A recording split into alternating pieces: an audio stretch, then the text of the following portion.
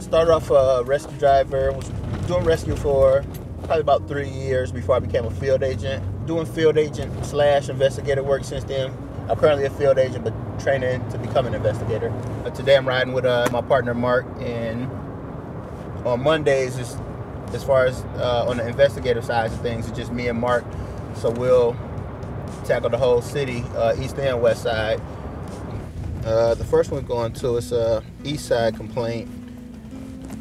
Lack of medical.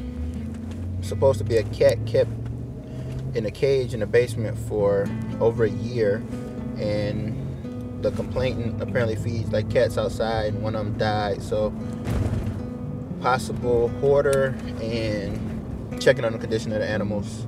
I don't know if you see how this cat kind of holding his head to the side, like when he start walking, he's gonna hold his head to the side. You see him? One of his eyes look a little small.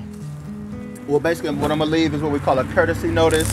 It's just to basically say why we came out, and also like we see the one cat which probably could use some kind of medical attention, and it's basically telling them why we came out and to contact us.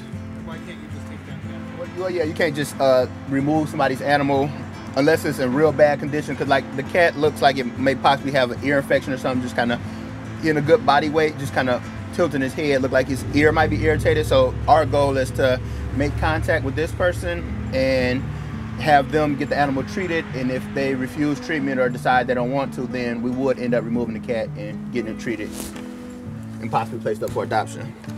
And also, you know, just because it's out here and might need treatment, we don't know if the cat's already being treated. It's a possibility they could already took it to the vet and it's going through the treatment now. So want to contact them and see exactly what's going on.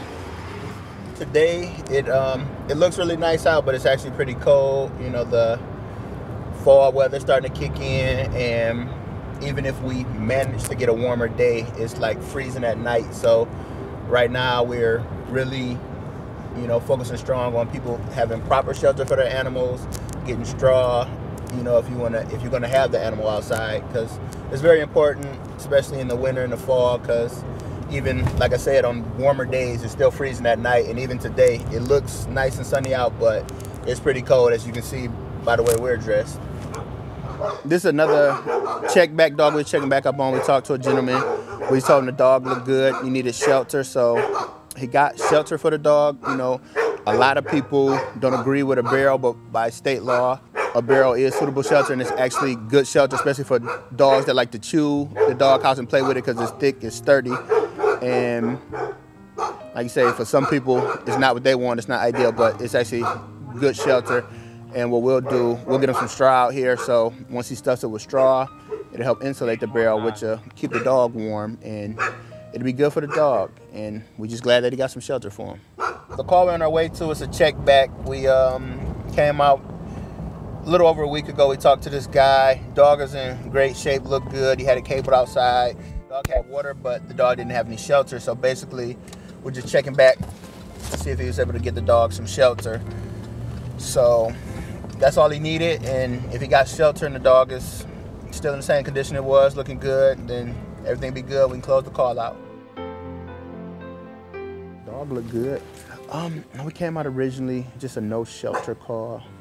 Obviously got shelter now. Dog is in great shape, so everything is good. Well, the call we got here was just about a dog being tangled up, and also we noticed he didn't have shelter. She need to probably move the dog, because the dog got tangled up in the cable wires. For now, she's gonna keep the dog in the house until she get a dog house. And when she gets the dog house, she's gonna have to move the dog somewhere else so he won't get tangled in the wires again. So we pretty much want to check back to see if the dog has access to water and has a dog house. And he's a little lean, and just see if he picked up his weight. She's doing an okay job with the dog, but she can be doing a better job with the dog. So the goal is to educate her to where the dog has a better quality of living, and that way she can keep her dog, because she obviously wants the dog. So that way it's better for everybody, for her and for the dog. So that is the goal, for her to keep the dog, but just give the dog a better quality of life.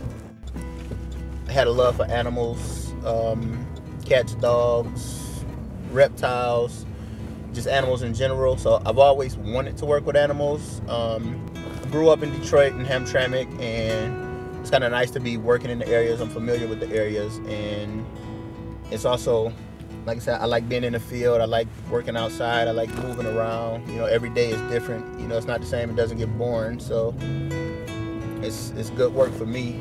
I love doing it, and I love my job.